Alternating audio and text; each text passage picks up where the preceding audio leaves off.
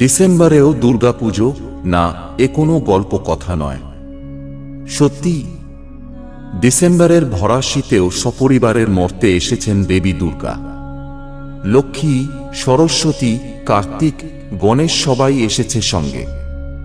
সিংহবাহিনী দশভুজার সঙ্গে রয়েছে মহিষাসুরও। পৌষ মাসে একচালায় দেবী দুর্গা এসেছেন রায়গঞ্জের কালীতলা চত্বরের শাহবাড়িতে। শারদীয়ায় নয়, প্রথা মেনে এই সময়ই হয় শাহবাড়ির দুর্গাপুজো। দেবী দুর্গা এখানে পূজিতা হন কাত্যায়নী রূপে। কথায় আছে, বাঙালির 12 মাসে 13 পার্বণ। রায়গঞ্জের শাহবাড়ির এই দুর্গাপুজো যেন সেই ছবিটাই তুলে ধরল।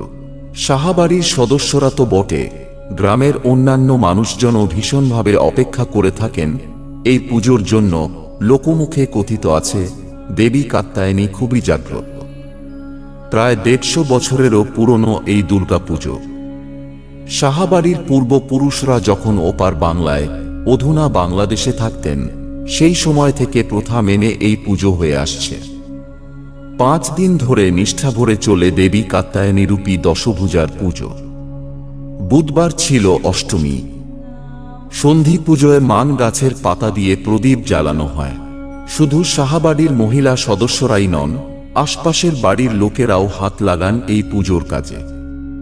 শাহবাড়ির সদস্যরা জানাচ্ছেন, এই পুজো তাদের পূর্বপুরুষদের আমল থেকে চলে আসছে।